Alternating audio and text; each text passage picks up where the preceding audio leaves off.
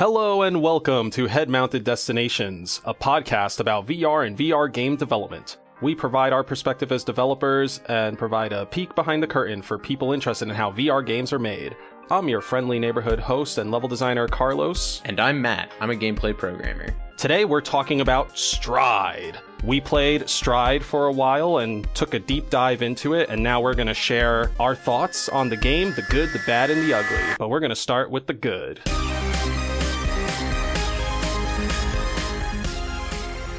Stride is the self-proclaimed high-octane parkour adventure in virtual reality. Similar to Mirror's Edge, you will be a free runner going across rooftops in a futuristic metropolis. You'll have the ability to vault, swing, roll, and shoot your way through intense, action-packed adventure. We've talked a little bit about it in an earlier episode where we go deep diving into locomotion methods, but today we'll be focusing on the game itself. Stride released in early access as an alpha version in September 2020, and it's been getting updates throughout the year. And Stride most recently dropped their version 9.0 update, which included a lot of changes and reworks and redesigns, which is why we decided to jump into the game and give it a try.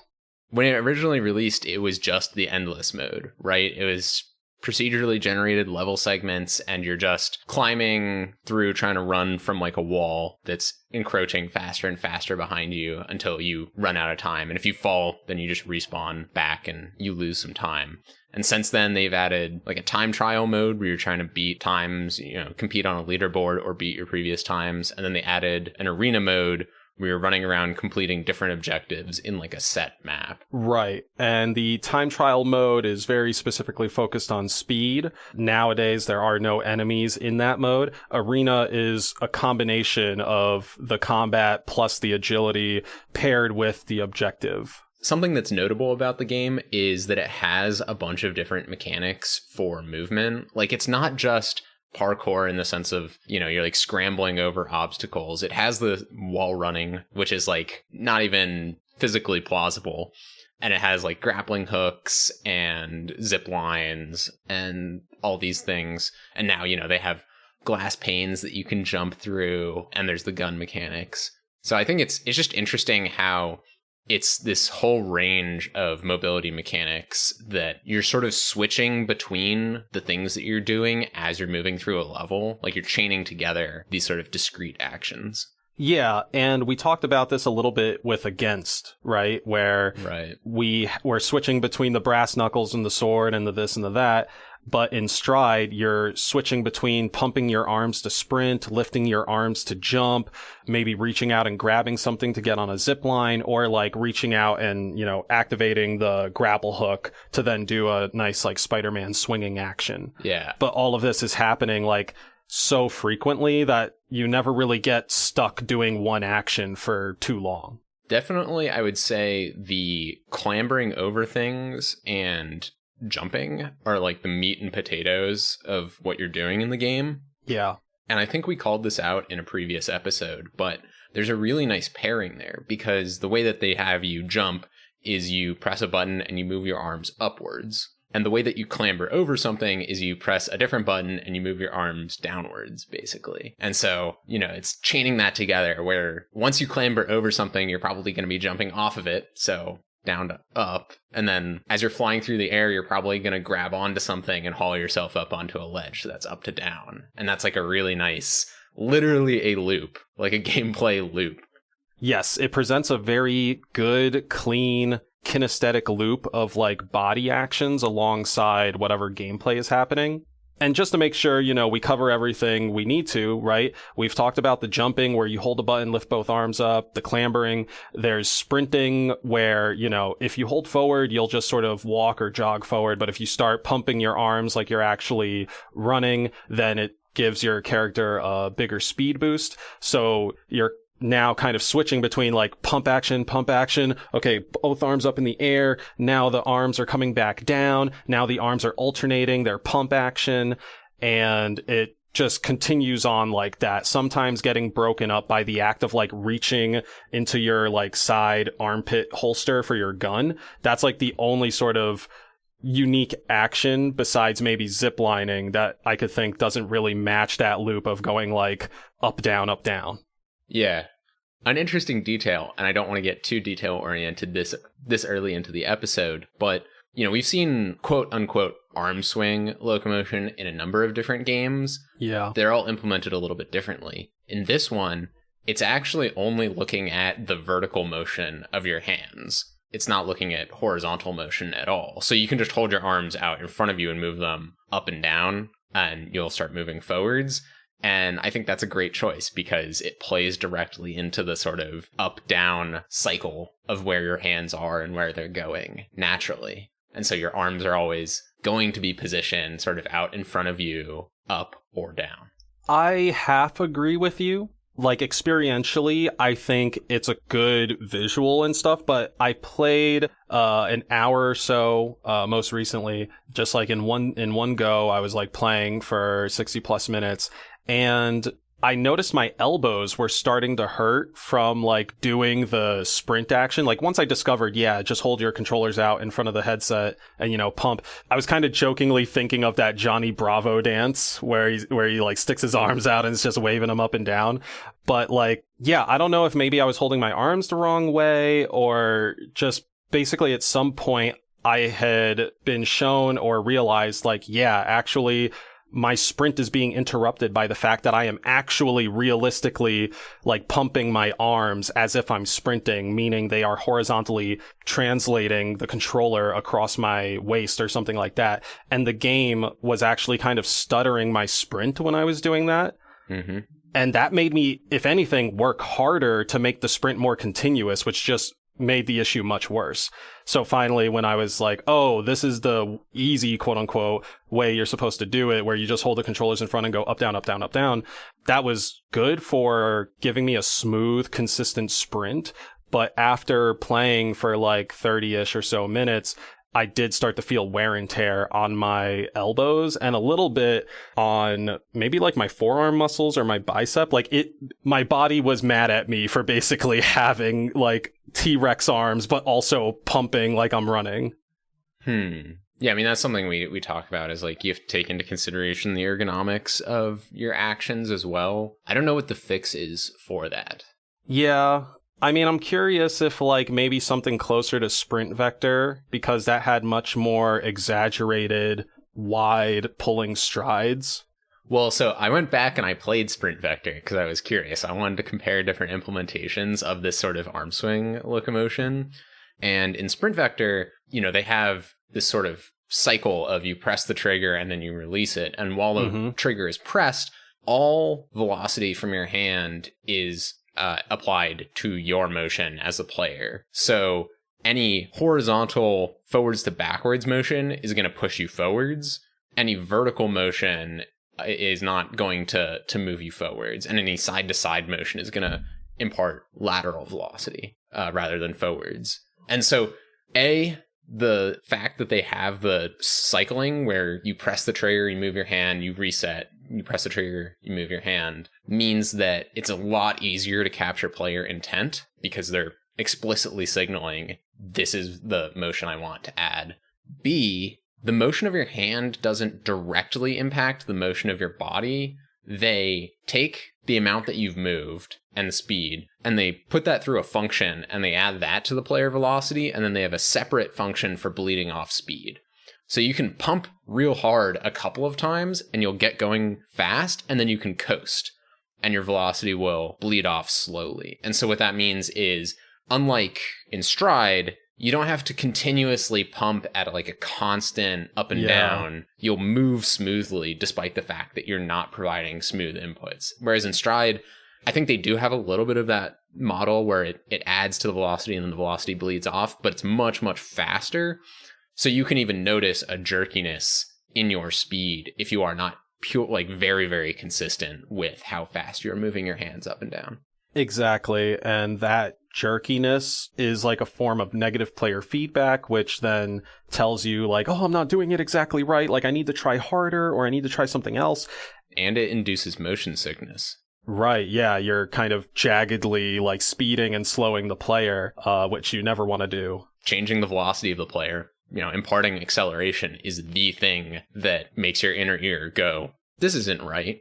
That and rotation. So yeah, the game could be a lot more, I guess, polished on that end of like improving the flow of the game. The game is already very flowy in terms of moving through the environment, but it's not, it could be better in terms of making the player movement, the camera smoother and that kind of thing. Yeah, would you say that's like the general sense of momentum maybe? Yeah, I don't know exactly how I would term it.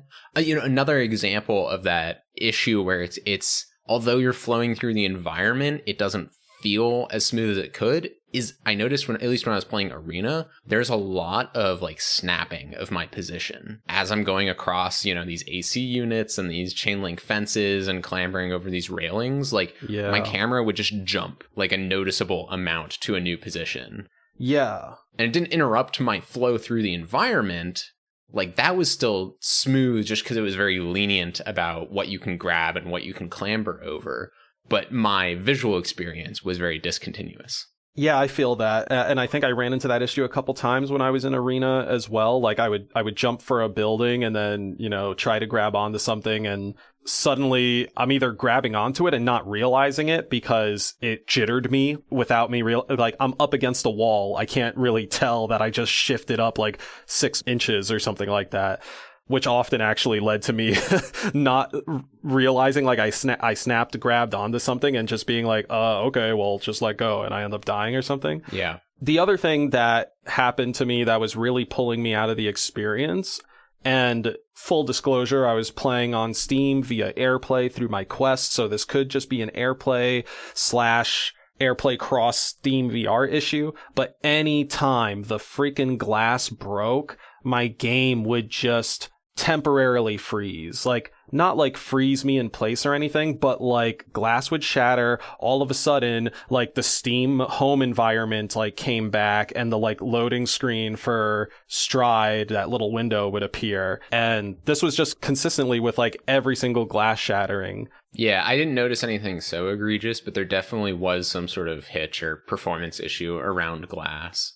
But yeah, it's definitely something that I'm like, ooh, anything that stops your momentum in this game should not be in this game. Yeah, it's a really interesting just sort of dichotomy where the like high level player experience is actually pretty good. Like, I had moments in Arena where I was like, okay, I need to get over to that rooftop so I can like go through, this gap and jump over to this building and clamber over that thing. And I was like mapping out my path through the level, and then also just really fun to like clamber over stuff occasionally. Like, I can't see over that ledge, but I'm gonna leap of faith because I know I can probably find something to grab onto on the other side of this chasm. And like, that was amazing. It's a lot of fun to play this game. All the modes are fun, but then also there's just all these little disturbances at the low level that like really detract from that experience.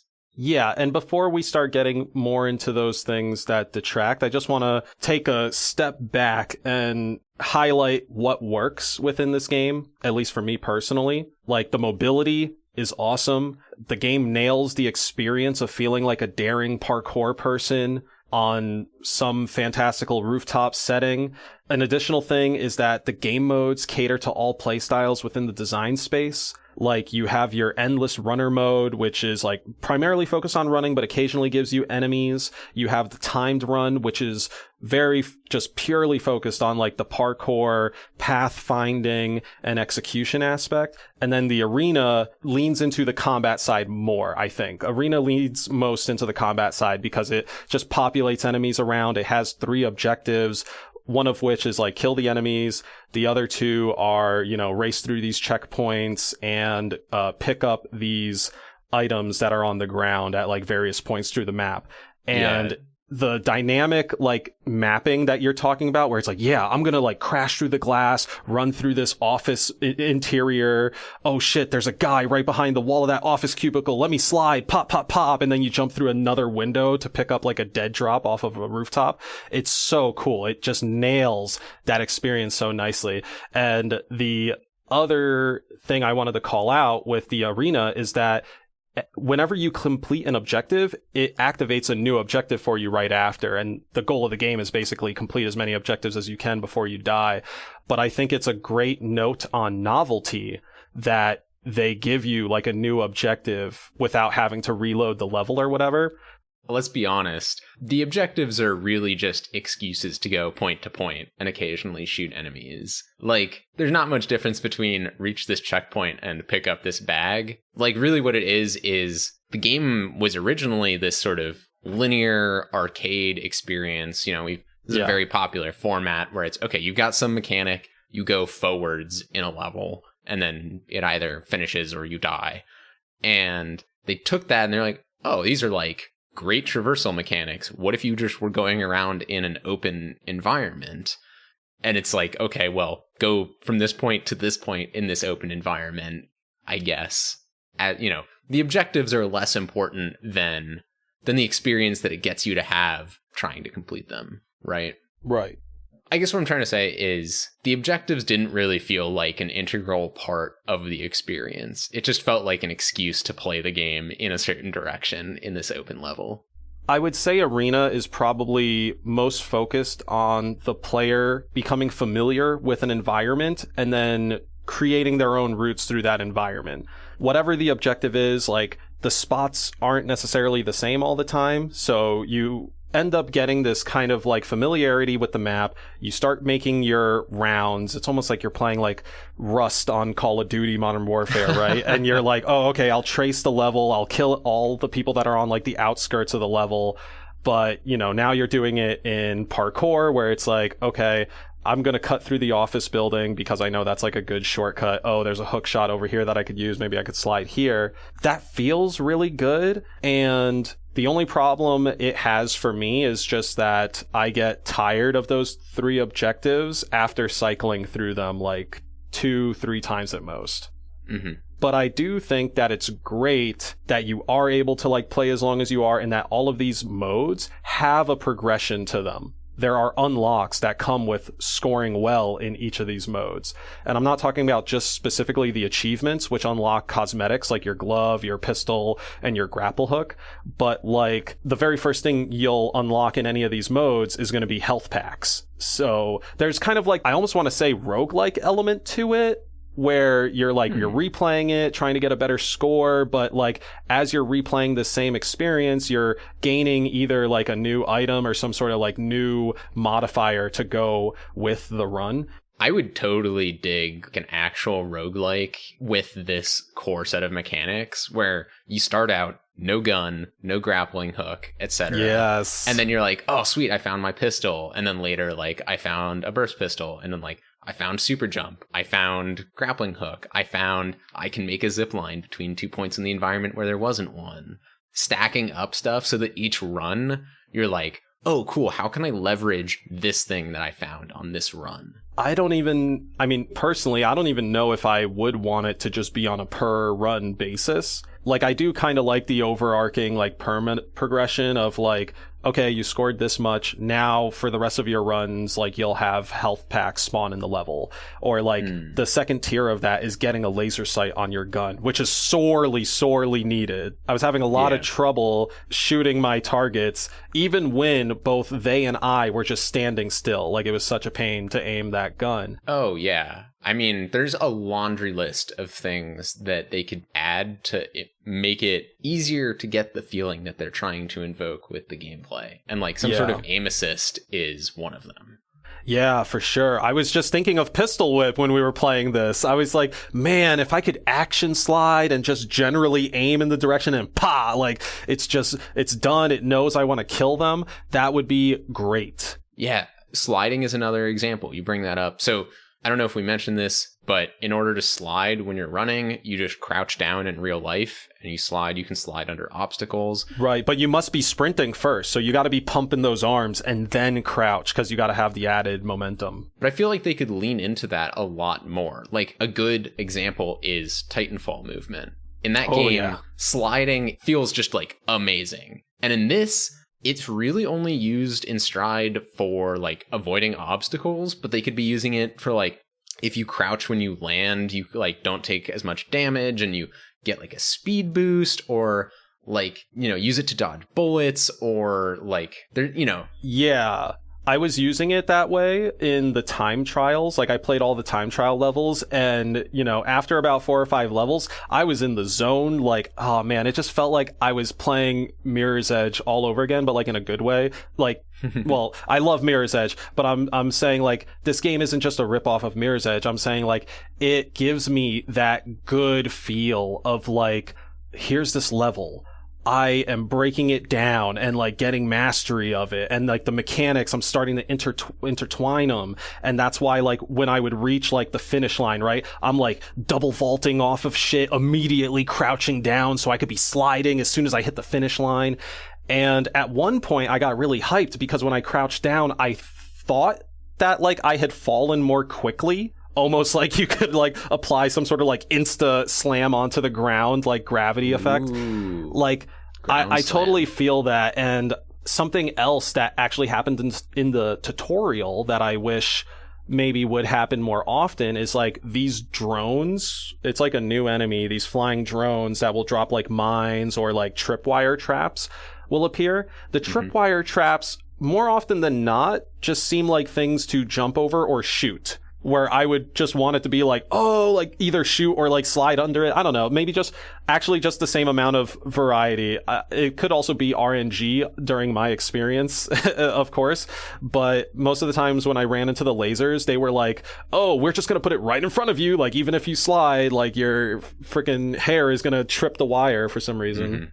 Yeah, it's like, it's a questionable decision of like, here's an obstacle that you can shoot it. If you don't shoot it in time, then you're just like penalized for moving forwards, where it seems like everything in the game should be encouraging you to move forwards. Yeah. So it could be like, if you're moving fast enough, you can outrun the explosion or something like that. Yeah, or be able to like outrun the activation. Like the mine has to plant on the wall and then it goes like beep, beep, beep, beep, beep, beep before it like shoots the laser across to sense you. So maybe if you're like keeping up with that drone, like at breakneck speeds, you can see the mine get placed down and know like, oh, like you either go for a jump or you go for a slide or you just pump like extra hard or whatever. Oh man, another example is the zip line. Jumping off of the zip line at the end feels awful. Yes, they need to add a launch to it. Yeah, you can't use your jump off of it, and there's collision right at the end, so you're gonna stop moving. And it's like, guys, your game is about moving forwards. Like, make the zip line part of that flowing experience as you're just gliding through the level, basically. Yeah, and again, like, don't stop the player's momentum, right? You, if anything, want to pump that momentum up, yo. It's like player feedback, okay? This is where your juice is in this game, is that momentum, that sense of being the coolest fucking parkour person in the world. And part of that is doing kind of hyper cool shit, given that you're in VR. Like in regular life, you're not really gonna like grab a zipline with your hand and have the power to like launch yourself up and off of it like a few meters or whatever. But in VR, that's absolutely something we can do. Yeah, it's something you can do in the climb too, and that feels great. Another example are the doors in this game. So there are doors that you can bust through just like putting your hand out, and they like slam open. There's haptics on the controller. It feels awesome to bust through a door running. But also in Arena, they have a bunch of doors that you can't bust through. They're just set dressing. That's so annoying, yeah. And they even have illuminated green like stair exit signs over them, like calling them out, but they're not real doors. And then like you slam into it, you stop 100%. You're like, oh, this isn't a real door. Whoops. Like, yeah, exactly. Like, I think I ran into a door that was like, granted, it was kind of just painted over white or whatever, but I was like, it has a handle. I'm just going to have to try it because I need, like, I see my objective marker through this door. I just want to go straight. And then, yeah, you just run into what is essentially a wall. And then you're like, all right, well, I guess I'm the asshole. Let me go navigate somewhere else. The other thing I wanted to add on, though, to the cool feeling of busting through this door, and it's especially cool if there's like, you hear like an enemy or two spawn behind the door and you just bust in, activate the slow motion, and you're like, ba, ba, ba. Or you fucking slide through the door and like you take the guys out before then like going out the other exit. It's really cool jumping through the glass. I know I mentioned that's like it presented a lot of technical issues and stopped my momentum, but once I was in arena mode and like it wasn't breaking my game to jump through glass, I just started really like getting into the role play of it. And I was pumping my arms, jumping. I would like X formation my arms as if I'm like blocking, because it just looks so much cooler to see my hands like going to guard my face as glass like shattered as I pass through it. Rather than running headfirst through plate glass. And exactly.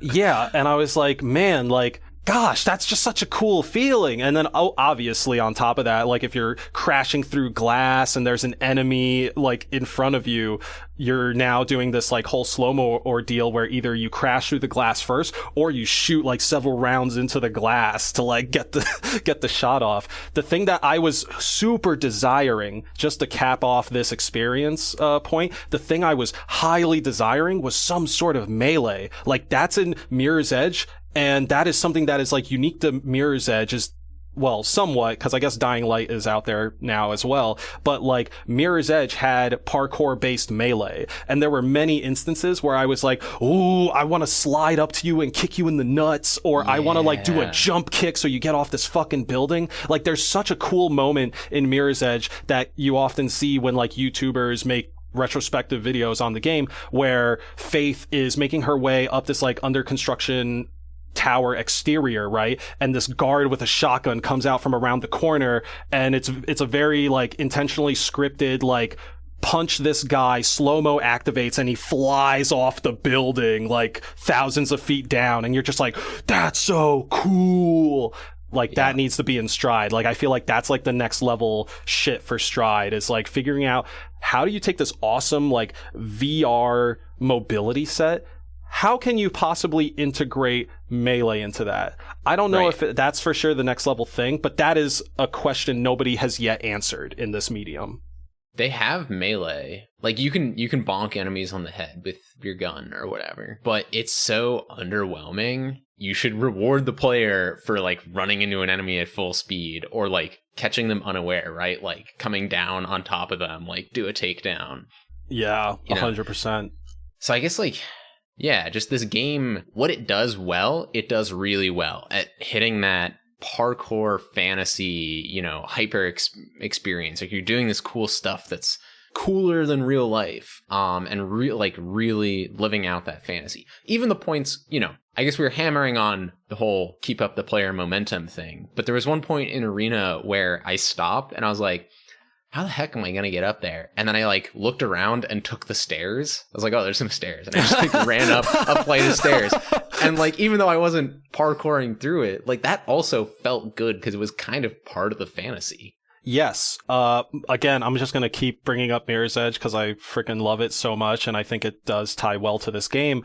But in Mirror's Edge, you had runner's vision, right? Like the fantastical element that this seasoned parkour veteran can just tell you, the player who's like a newbie, what is the best path or what are the best options to use. And you were kind of activating that yourself. It wasn't necessarily like, oh, I got to use this bounce pad to get to here. It's like, no, I need to find like the fastest route possible. And right now, that's not me like clambering over this wall. It's just taking the stairs, which is like, you know, like principally antithetical to parkour, unless you're doing like wall running up the stairs or something. But like, the pathfinding, again, we mentioned it like earlier in this episode, like the experience of mapping out the level, becoming more familiar with that level environment, which like, as far as I can tell, the arena does not change. Like it's the same level geo every single time. Yeah, I think so. And I think that's great. Much like with the time trial maps, like you want to keep that consistent geo so people can have a control variable that they then test their plans against.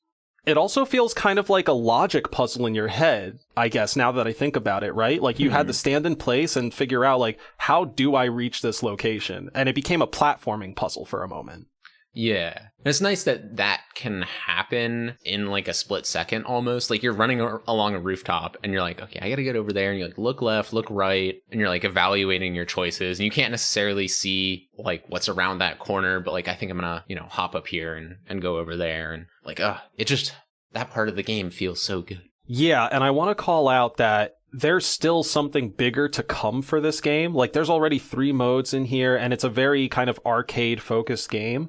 But in the first or second Steam post by the developer, they said that Phase 1 was to flesh out the arcade side of this game. And Phase 2, and again, this is back in like 2020, more closer to when the game first came out on Steam Early Access, Phase 2 to them was very explicitly adding a story mode to the game, which excites me greatly because probably my favorite mode, I suppose, in this game would be the time trials, because it is very clearly like, oh, here's this level, you know, run through it, figure out the fastest way to run through it, keep running through it. And that's what I liked about Mirror's Edge story mode versus, say, Mirror's Edge Catalyst, where all these levels are like, you know, very straightforward, like, yeah, but I can figure out these wild, cool ways to like do them better, as opposed to then having to have this open area and like run around all that. Yeah.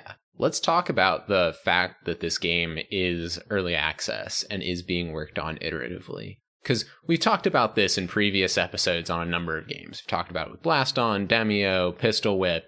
There's a number of VR games that are doing this model of, you know, releasing updates to a game and iterating on its core, not just releasing new content necessarily. Yeah.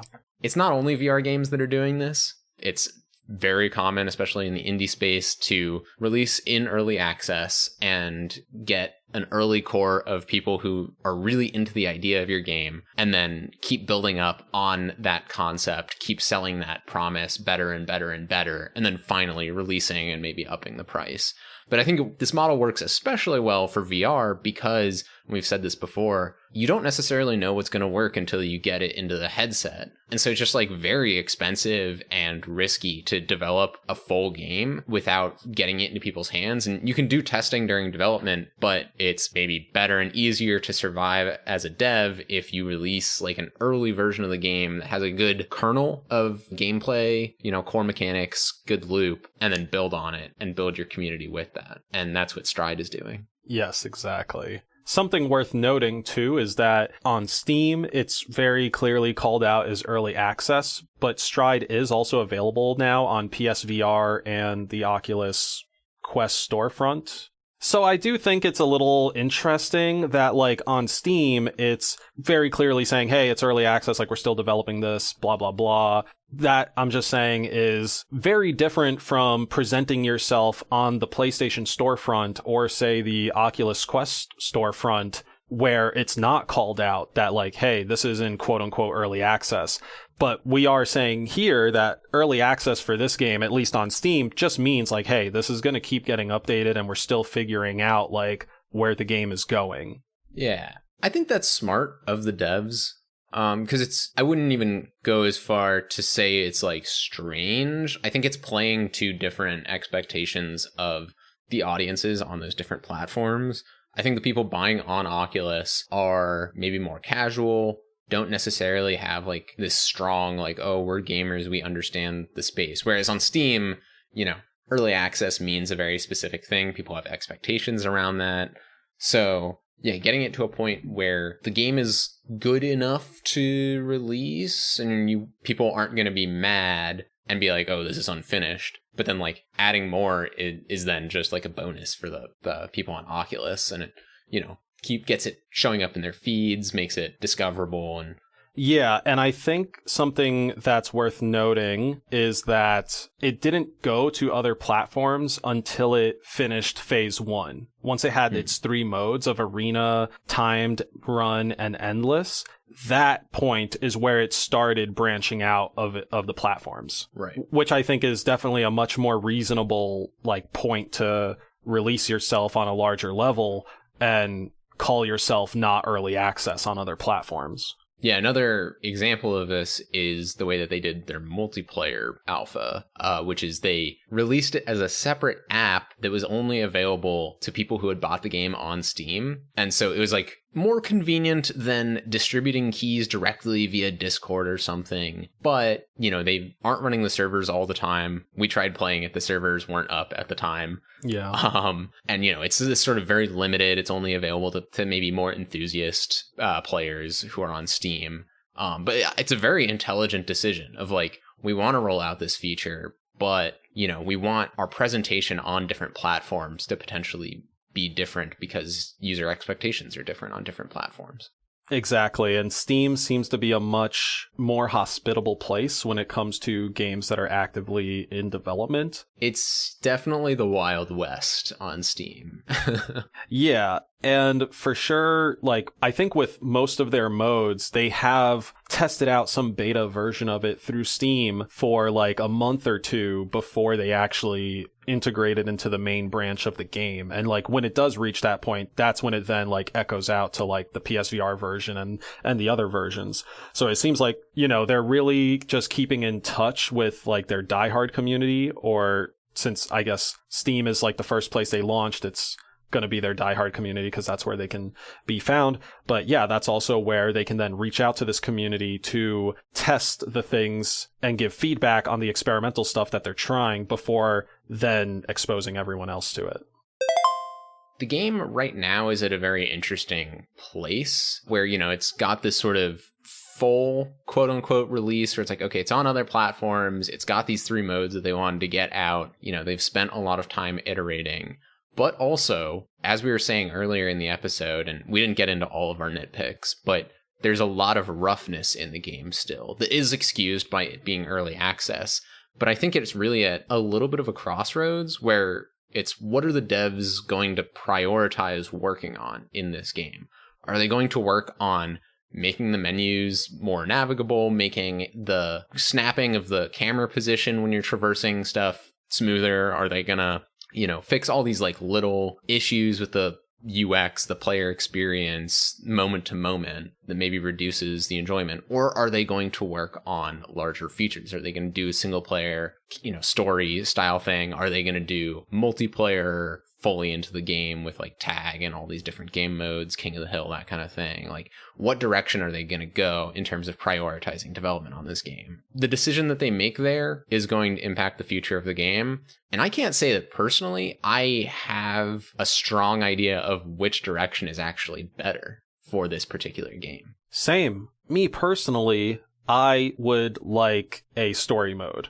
Something that is like a set progression of levels that introduce mechanics over time and, has some sort of like narrative carrot to pull me through the levels. But ultimately, these levels have like multiple paths I could go down to reach the same like point.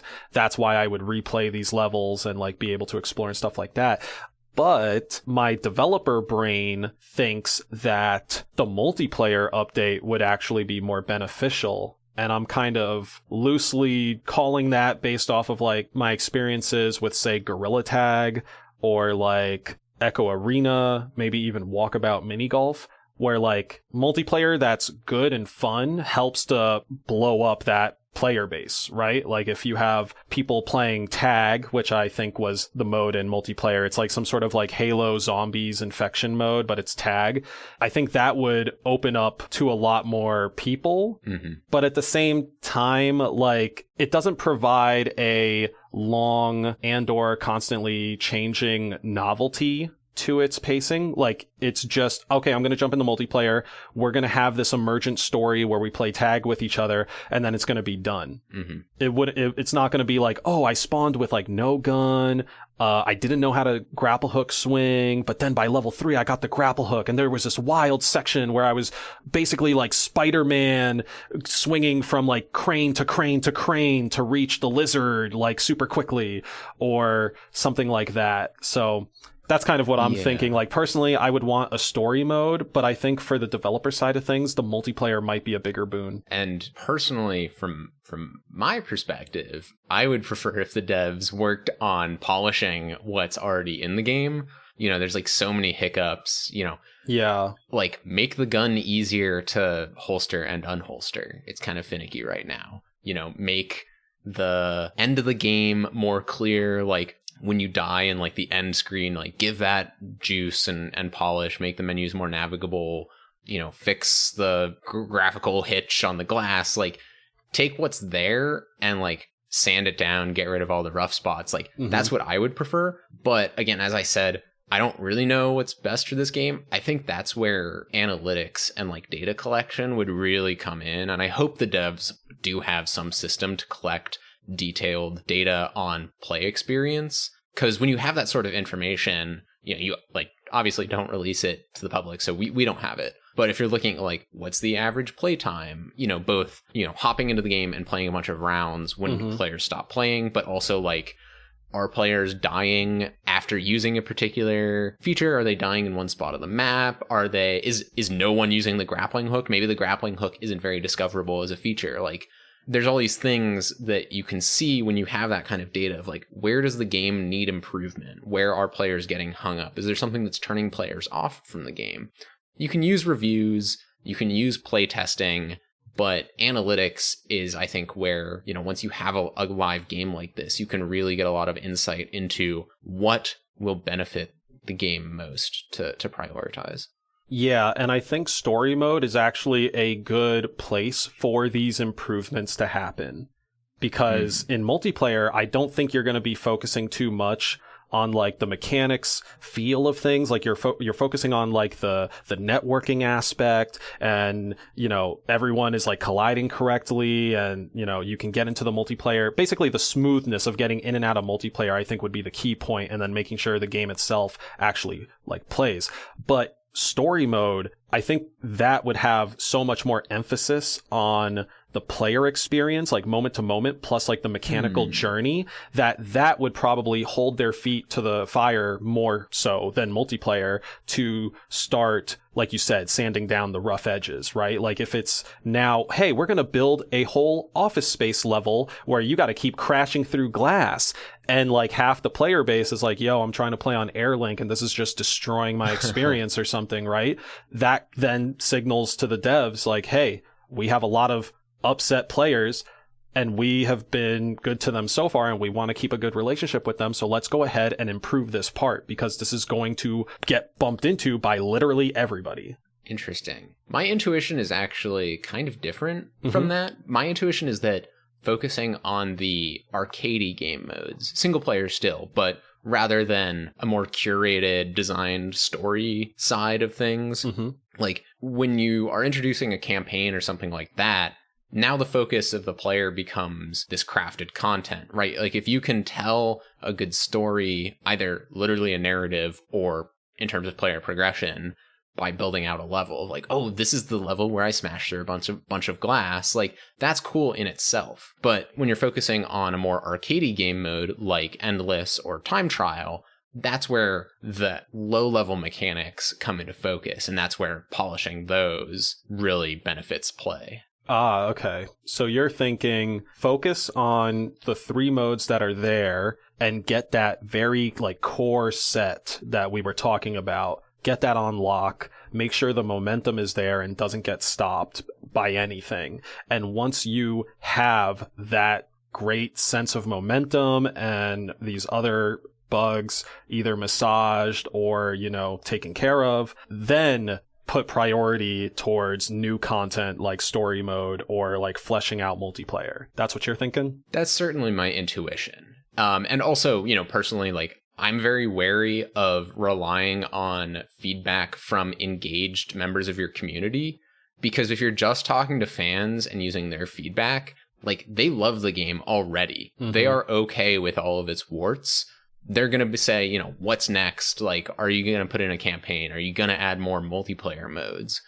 They're not necessarily the average player that's like, oh, it's kind of like wonky to use the zip line.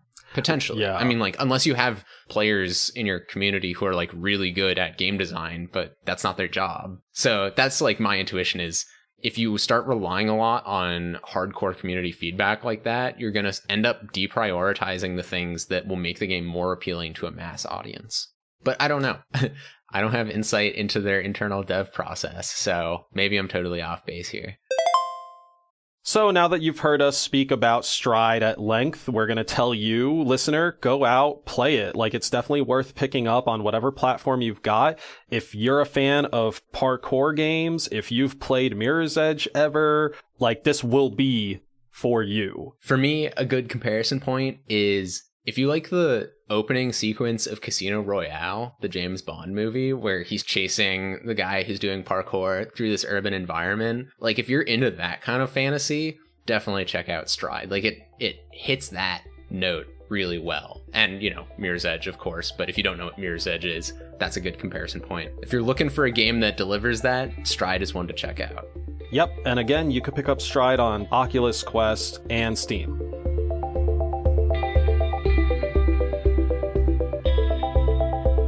If you liked this episode of Head Mounted Destinations, find a friend, make them listen to it.